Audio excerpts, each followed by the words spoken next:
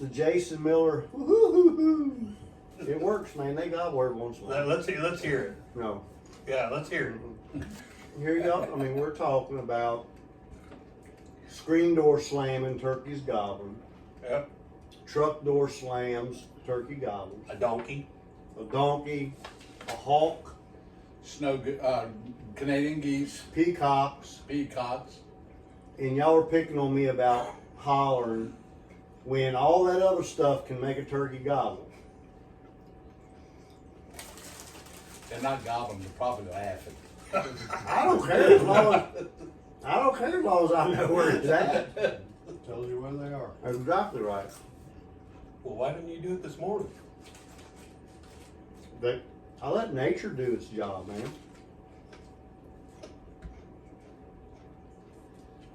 Brad I got was left hearing there how now it's back stored. over here too. That was, he hooted until it got good in daylight. Really?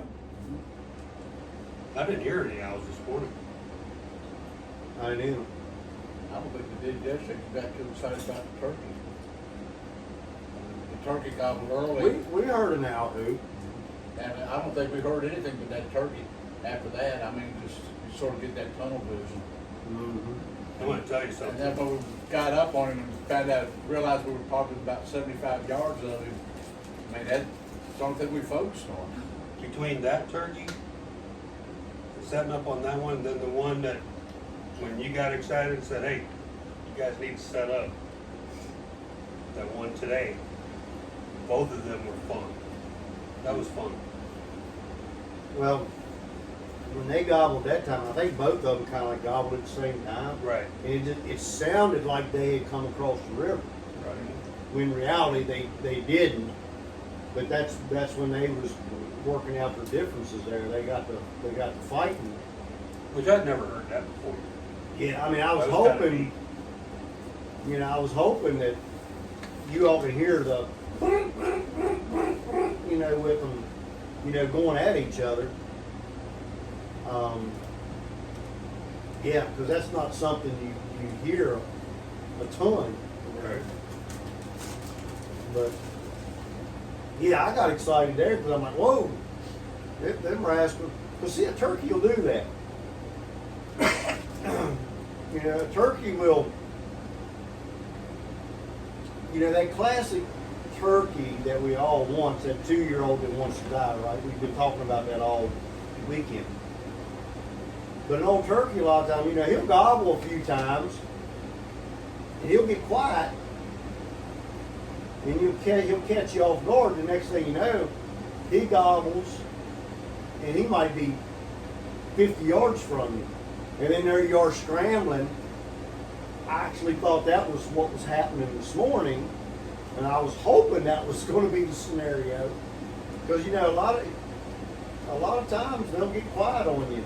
Well, what happened? That's what happened with us yesterday, because we picked out the tree where we wanted to go. And we probably got halfway there, maybe. And when he gobbled again, I said, oh no, we can't get that far down there. If we do, we're gonna jump him. We're gonna spook him. Time to set up. And it's time to set up now and hope for the best here, because we're not gonna make it where we want to go. So what causes, like yesterday, you were all excited, and it was neat to hear that there were double and Triple gobbling. What causes a turkey to do that? Excitement. Mhm. They're excited. So do you think they were just excited they'd seen a hen or something? Because it seemed like they henned up after. I think they were henned up. I really think he was henned up. He never showed. And he shut up as quick as he gobbled. Well, he could have been doing that and not had hens. Yeah. You got to remember that hen, they go to him. So he Yeah. could have been gobbling at you all, and then next thing you know, here comes a hen in from a different direction, and then all of a sudden he's like, hey, I got what I want, and then he gets quiet, Well, when he started double gobbling, I said, "Boy, the show's on now." Mm-hmm. And then it was, like I say, double, triple gobble. Don't hear him triple gobble much. That's really exciting. Mm-hmm. He let loose. Now, how many birds did we hear total this week? We heard, what, We had 4 4? or 5 yesterday. How many did you guys have? We heard every bit of that yesterday morning. 5 or 6 of them maybe, different areas. Yeah. Then we heard 3 today. 2 or 3 today, yeah. That's a good 2 days. You know, So at least almost 13, 14, 15 beers, 5 beers. Goblers. you know, well, like I said, back when I started hunting, turkey hunting, I'm sure Buddy's the same way. You was lucky to hear I burned it all. all season. You know, you heard, I've had You- seasons where I didn't hear a turkey all season. but I will tell you the difference. I will tell you the difference. And everybody blames it on coyotes.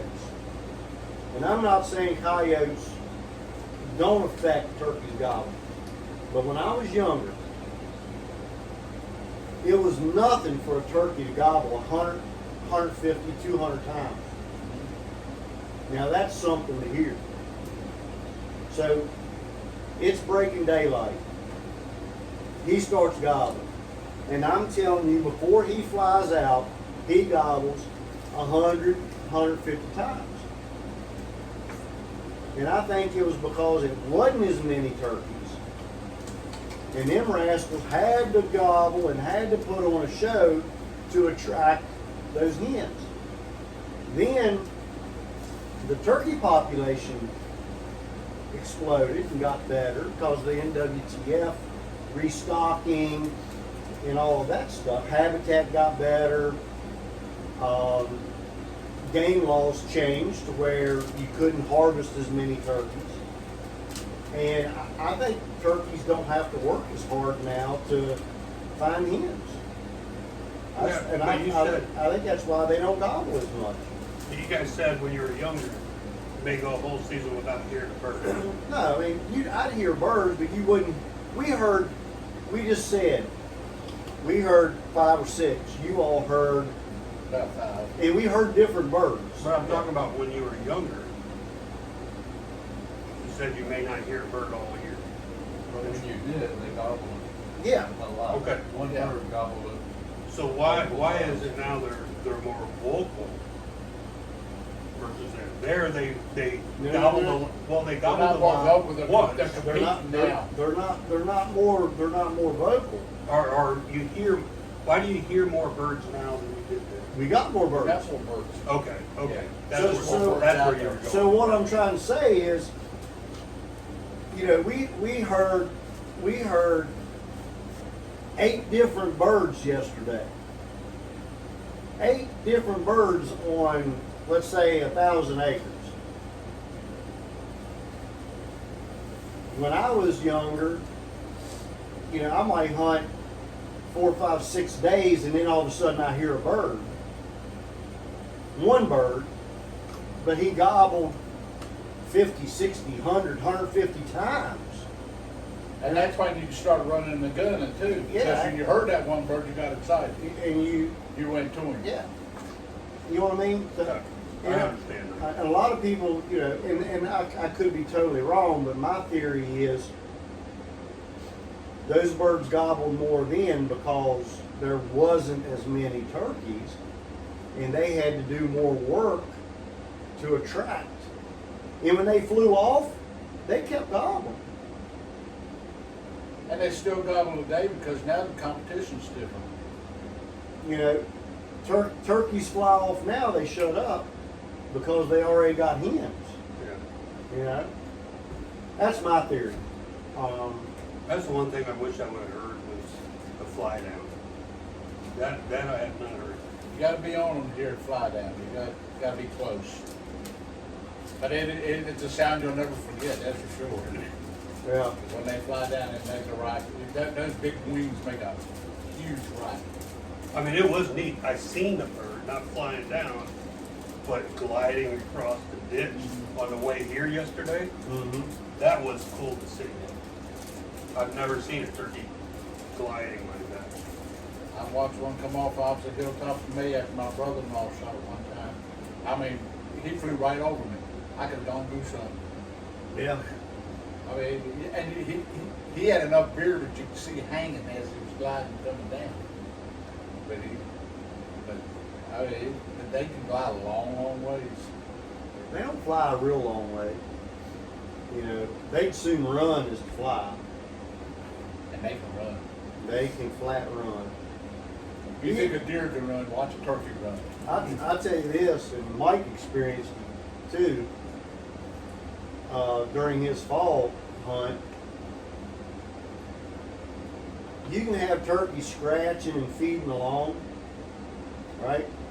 And you're like, ooh, I'm going to back out, swing around, and I'm going to get in front of them. I can tell you one thing, that's hard to do. Turkeys can cover some ground just scratching and feeding.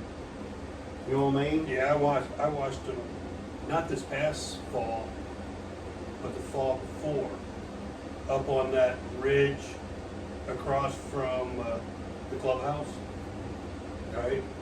So I was up on top of that, right behind the shooting range, and I watched them go. I mean, they're scratching within 100 yards, and it was like this. I mean, I was in a tree stand looking. I looked over here, looked back, and then they had moved quite a ways. Mm-hmm. So, Yeah, that's that's kinda amazing neat. how that, I think I told you about it last fall, had a group of them down in the bottom flat clearing, and they were just kind of scratching around. They were too far for me to shoot at one of them with the bow. They were heading up the hill towards the trail, and I said, well, I'm gonna, late morning, didn't figure I'd see another deer or anything, so I was like, I'm gonna get down and I'm gonna try to head them off up at the opening at the top of the trail. And I took off, and I beat feet up there to get to the trail, and they were just kind of scratching and meandering along up the hill. And I thought for sure I was gonna beat them to that clearing up there. Got up there, crest of the hill, there they are, sitting right in the opening, turned around, looked at me, gone. Just like ghosts. Yep. I didn't hear them or see them again. Yep. I couldn't believe how fast they disappeared. you're in their living room, like what you always do. That's their house. Yeah. But yeah, you think a turkey just scratch and feed along, you think that they can cover some ground. Yeah. They're fairly smart too. Oh, they're a lot smarter than what people give them credit for. That's for sure. I mean, the white ones maybe don't, but The wild ones are, yeah. Yeah. But, yeah. You're talking about the way the turkey population got down. I think one of the big things that keeps the turkey population still in check now is skunks. Skunks in the eggs. Oh, you got a bunch of They get nest the egg- robbers, yeah. Well, between skunks and foxes. And raccoons, possums, Yeah, and all that. all of them, they'll rob the nest. So the bird never has a chance. I mean, never hatched. I didn't realize until you told me today, or told us today, that if their eggs get robbed like that, that they'll go back and get rebred and lay another set of eggs. I didn't know that. Nature tries to keep them going, for sure. Yeah. So how many eggs do they usually lay? I'm thinking it's 16 to 20 eggs, you know what I mean? 19 is a number that just kind of like sticks in my head, but you know, it's A dozen or more. yeah. I watched a hen a few years ago in the backyard, go through my backyard, that had 11 poults with it. Yeah. And I just smiled when I saw them. Because it's good to see them to make it that far. They were probably day tall. Yeah. I saw them. That made all 11 of them survive. I wonder how many of them going from egg all the way to 2 years. I wonder what the survival rate is. It's not real good. It's not good at all. And between predators and weather. A wet weather early in the spring is death on turkey. Why wet? Cold, gets sick, It gets die. cold and it gets sick and die. Oh, okay. Say, I mean, just like a undernourished kid. Yeah. And so it happens to them too. But if it's a real wet spring, they don't have after the hatch, they have a hard time surviving that. And then to make it through the first year, our first winter, you figure they're only about 6 months old, 6, 7 months old. They're still young birds when that first winter hits. Yeah, and it's hard for them to, get through that snow and ice, which thank You goodness figure we you got a don't. bird that can't fly, or doesn't fly much. Spends more time on the ground. But if you get in deep snow, there's a lot Well, of how old factors. are they before they start getting their feathers? Oh, just like a baby It's like chick. a baby chick, yeah. Within a week or so, they're starting to get those little feathers. Well, almost immediately they start to. Get the little pin feathers. Yeah, they start to grow, and it's not long. They start hopping up on stuff, and well, if you're, something to pay attention to, like later in our turkey season, or not our turkey season, but well, let's say after turkey season goes out and they've hatched. Or even before, but especially after they hatch, that hen, if you ever run into a hen and she kind of like runs off, but doesn't like take off flying and escape, you know what I mean? She kind of runs off and then she gets to hanging around. She's trying to lead you away from that nest or those chicks. You know what I mean? That's a way she tries to protect them. So if you ever run into a hen and she's kind of acting weird and she's trying to draw the attention to where the attention ain't on the little ones. It's pretty neat to see that. So, but anyway. So are snakes a predator too? Absolutely. Oh, absolutely. Especially to the eggs.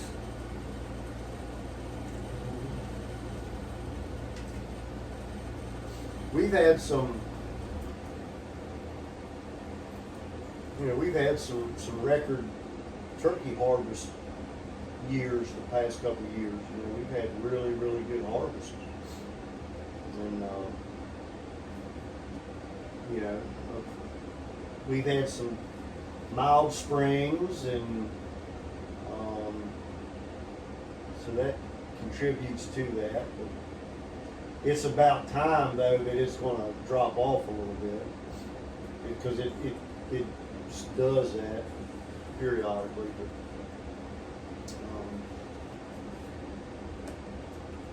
I think there's more people turkey hunting now than what it used to. I know it seemed, well, I don't know, I mean, I'm new to Virginia. It just seems like turkey hunting nationwide has really boomed. I know from January to March, we saw an awful lot of shotguns and turkey shells. Oh, yeah. I mean, they're out there. I mean, of course, some people buy new ones all the time, like Jason, Oh yeah.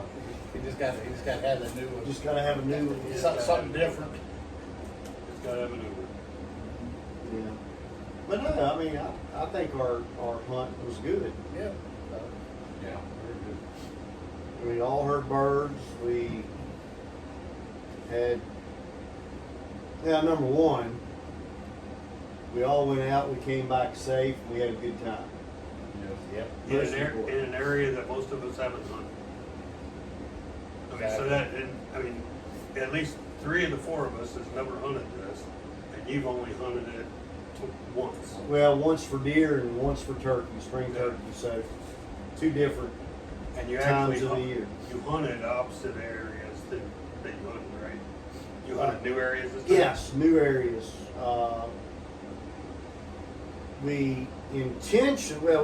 Unintentionally, we ended up hunting the same area just because there was a bird there. You know, that right side of the road, or what I call the narrow side. My intention was to hunt the river side, but Now I want to remind everybody, we were hunting public ground. There was at least 6 other hunters out there because it was a quota hunt, and they draw 6, so there could have been up to 12. But we were hunting public ground, and it's good hunting. yeah, we heard birds, got to explore some new areas, and what do you think if we put in for the quota hunt next year, and maybe Buddy and I will get lucky and draw next year? I doubt it, but I'm so putting in for it. Yeah. Well, I mean I doubt it. I'm Let's still go back- putting in for it. Let's go back to thinking how this all started out. You know, Buddy leans to me and says, "Hey, sign up for a quota hunt, and if you win, take me, and if I win, I'll take you." So we did it. So then I talked Mike into doing it. It's like, well, you can join in on the fun, and then we had you. So if any one of us won, We was gonna take we were going to somebody take else. somebody else from the group. And luckily enough, 2 of the 4. 2 of the 4, so we all got to go. Yeah. So that's good. And the 2 inexperienced ones. That's what I think was due than anything. Yeah, that's cool.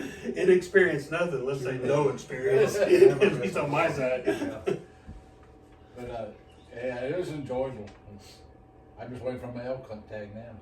Yeah. Yeah, you and me both. You and me both. But that you don't get to bring a guest. Nah.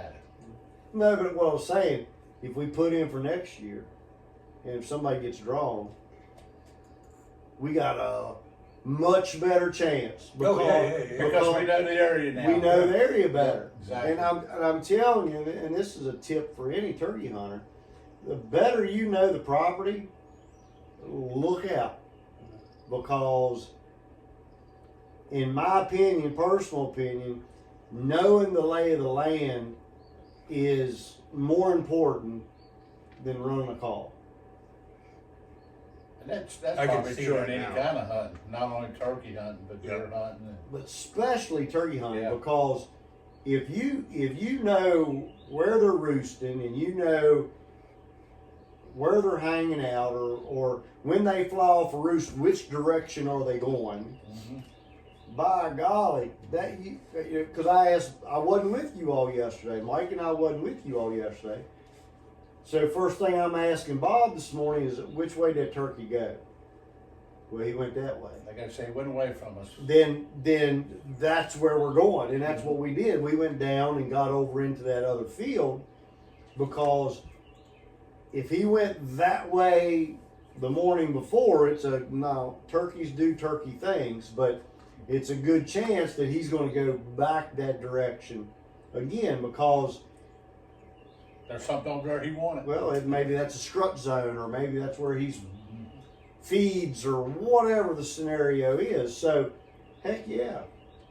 You know, like I told Mike yesterday morning, you give me a turkey that does about the same thing, I'm going to kill him. Because, okay, first day he does this. Second day he's back in there. Well, I've changed my game plan up. You know what I mean? It's predictability. yeah, and that is all knowing the lay of the land too. Knowing how to get in there, knowing kind of where he went. Absolutely. So One thing I learned is I actually need an e-bike. an e-bike is nice on WMA. I'll tell you what, that would have been a nice little trip. We could have probably gone a lot farther. Oh, he covered a lot more ground, there's no doubt Oh, about it. my lands, yeah.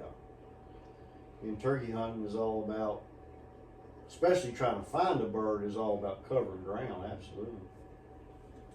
Go somewhere, call, sit for a few minutes, Take off get to the on next bike, spot. call, Mm-hmm.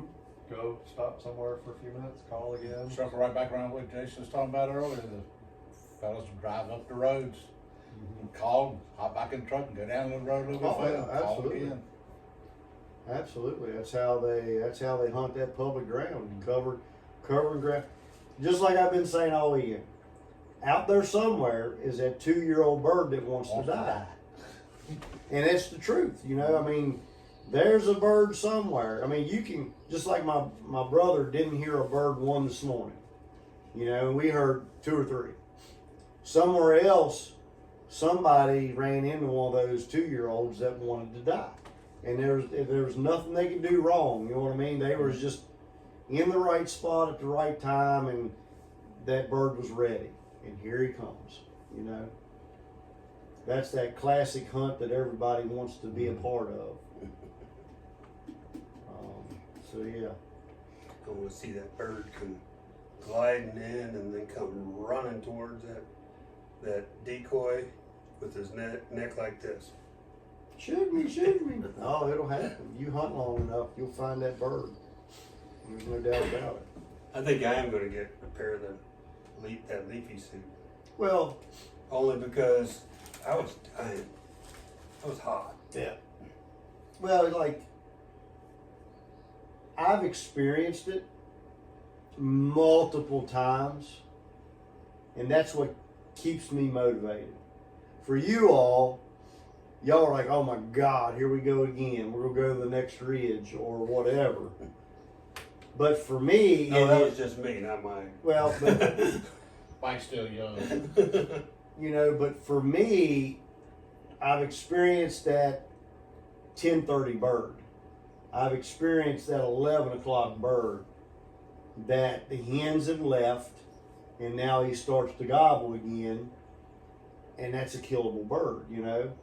And you find those birds by, 1, covering ground, 2, sticking after it. You know what I mean? So how many years have you been hunting turkey? A long time. I'm 51, and I've been doing it ever since I was a very young man. Yeah. Like one of those 3-year-olds? So no, not like one of the 3-year-olds. I was driving. I mean, I had my driver's license. So you were a teenager? Yeah, I was driving, but by the time when I started turkey hunting, and it's funny. Me and my brother started turkey hunting about the same time, and grew up with a family of avid hunters, but not one was a spring gobbler hunter.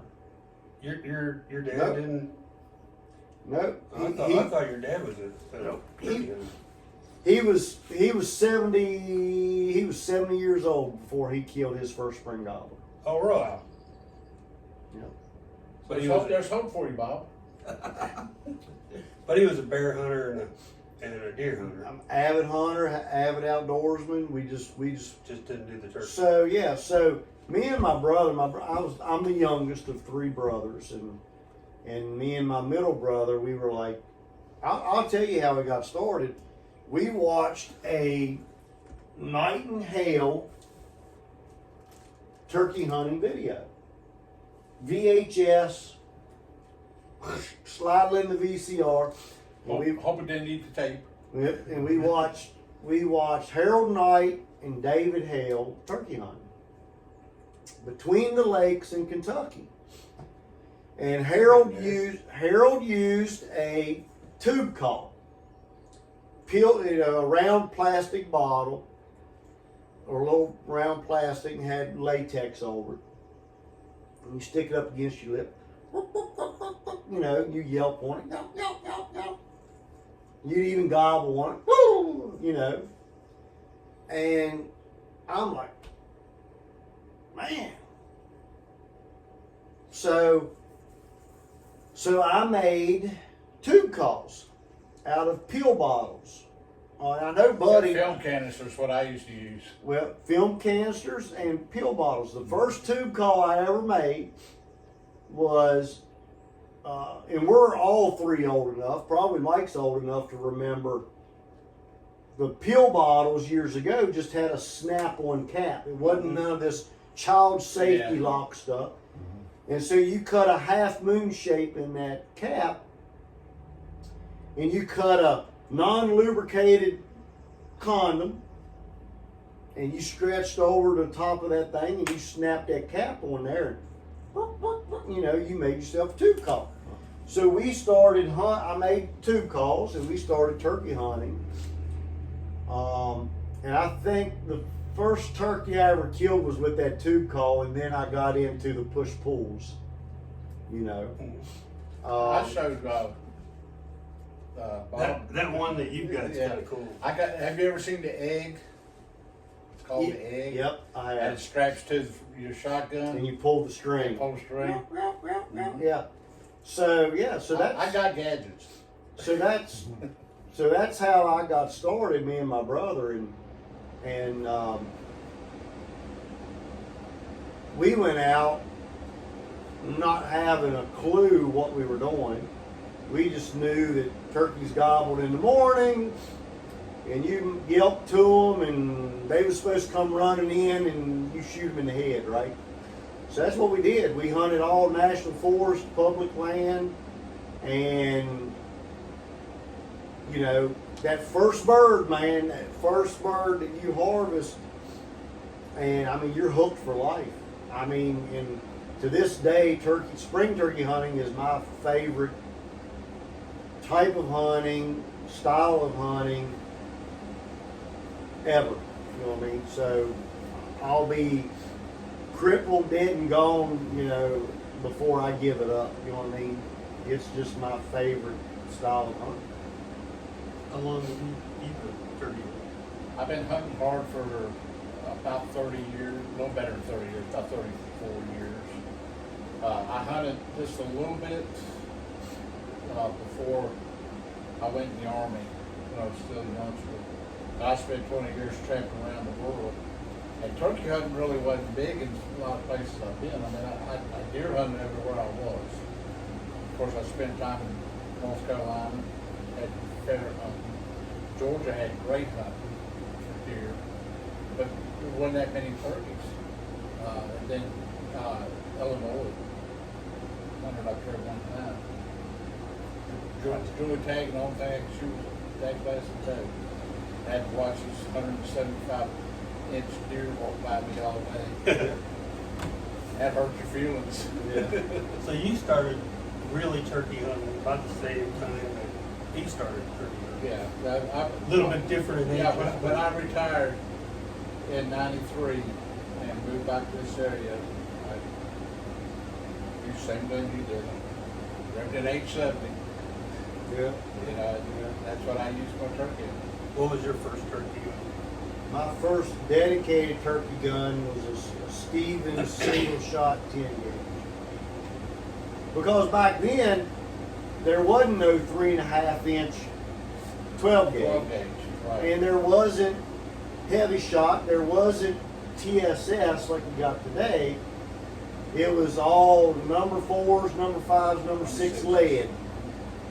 So bigger was better. So yeah, I had a single shot 10 gauge that I had cut down and choke tubes put in it. And And you still use that? I still carry that gun from time to time, yeah. Well, when you first started going with your brother, what did you use then? 12 gauge. A bump or Pump Mollsburg 500, 12 gauge. Mossberg 500, Remington 870? Talk about any other stuff, didn't we? The two number 1 shotguns. Yeah. Yeah, you can't go wrong with either one of them. The two great shotguns. They've probably harvested more game than any Benelli or any other shotgun will ever harvest, probably. But like I was telling Bob yesterday, the 870 and the 500 are at one time was used exclusively by military and police. Yep. Because you can't hurt them. If the military and police can't break them, nobody else can either. They're bulletproof firearms. They're excellent firearms.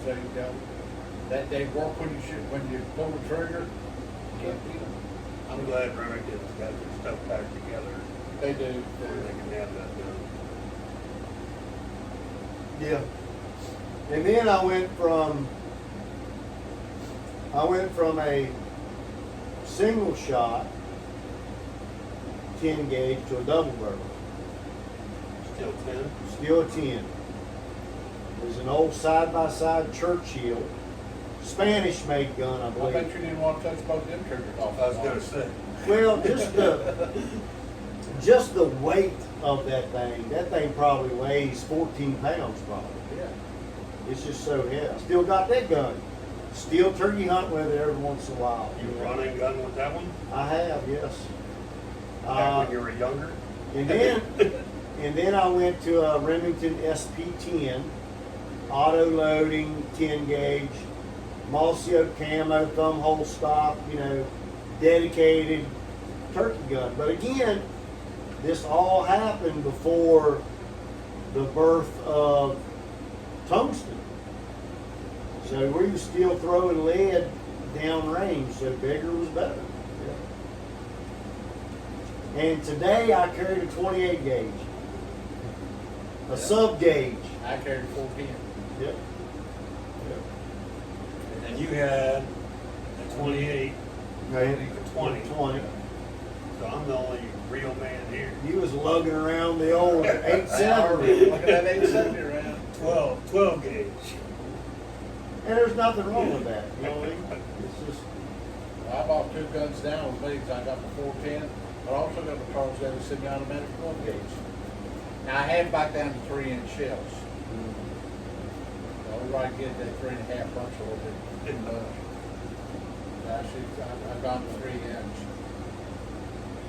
well, I had a Leopold scope on my auto loading 10 gauge. And started out had the saddle like you got on your 870.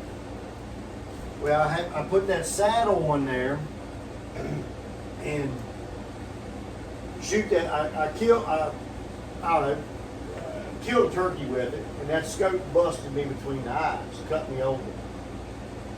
And then I'm like, ooh, that hurt, right? And then I'm like, and I think I killed another turkey with it that year, and it busted me in the head again.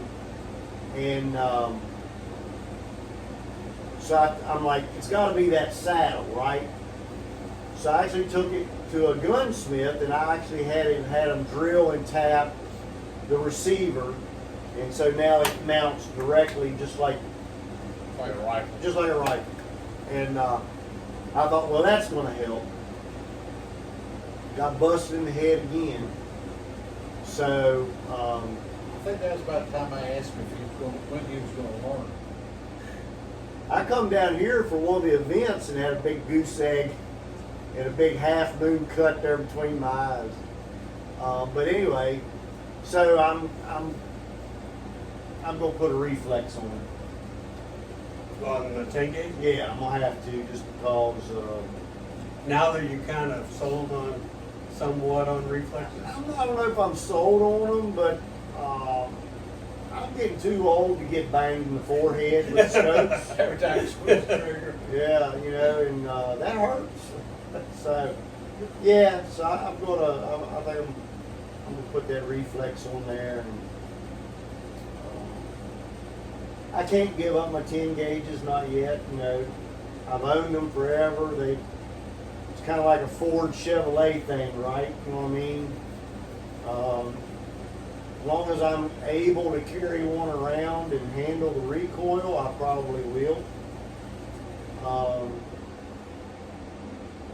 Just because that's what I grew up turkey hunting with, Well, I'm thinking about going the other direction. Go smaller. Yeah. Well, I've been thinking about going 20 gauge. my single shot 10 gauge was my public land gun. The National Forest mountain gun, and I carried that gun religiously on the National Forest because it's light. But my gosh, that thing kicks like a mule. But it was light, absolutely. I like that 28 gauge. Oh, it's super light. My lands. Did you feel that one? I did. Yeah, remember that's when he broke my reflex. Oh, that's right. Yeah. He broke your reflex. Well, I'll tell this story. So yesterday, we're at a place, we're just sitting there talking turkey, and I said, here, look at this thing. So I handed him my 28 gauge. It's got that hollow sun reflex sight on it, right? And I said, you can make it brighter and you can change the reticle on it and all that stuff. So he's looking through it and he's pushing the buttons and everything. I have to play with it. Absolutely. That's Absolutely. Check it out. Yeah, absolutely. Up and down and whatever. So he was playing with it, and then he hands it back. He goes, well, I got it bright, but I can't get it back down. And I looked through and I pushed the buttons a couple times, and I'm like, I just turned it off. And we went on turkey hunting, right? So this morning we was set up down there, killing some time, and I thought, well, maybe since I turned it off and turned it back on, I can adjust the brightness now. Turned it back on. Nope, that sucker's as bright as it can be. So I got to playing with it. Well, it's got a. If you press the plus button on it, it'll lock in the brightest position, right? And so anyway, I got to playing with it and figured out if I hold that button, it'll kind of blink, and then it comes back to it. So when he was running it up and down, I guess he just held it too long. Yeah, locked it in place. Of course, he hits me up first things. Is there a warranty on these dang things? Yeah, I said, is there a warranty on these things? He goes, well, I'm sure it is. Why? I said, well, Mike broke it. And Mike looks at me like, what? What'd I do? And, but anyway, which is pretty cool. It's got a lock on it where you can lock it at the brightest setting. So anyway, and then like Bob says, if you read the directions, you know that. Wait a minute, memory directions? Exactly, yeah. Who does that? Yeah, I have to admit, I read the directions. I wasted way too much. I wasted way too much time. Now, I get mine. He goes, when you figure out how to work this thing, let me know. Exactly. You're my techie guy. Well, and the reason I told him this morning, I'm thinking, okay, because we got the same site. We got the exact same site. I said, I just thought I'd share with him, hey, you hold that button, it'll lock in that bright mode. If you hold it again, it'll flash, and then you can adjust it up and down. He's like, well, I already do that. Well, you read the directions. I'm like, you rascal, you. Anyway. Good turkey hunt, guys. Yes. It was a lot of fun. Let's try to do it again next year. Hope you liked that podcast. Please give us any suggestions on what you want to hear on a podcast or what you want to see on our YouTube shows. Subscribe, like, and leave some comments. Get out in the outdoors, have some fun, and keep it simple.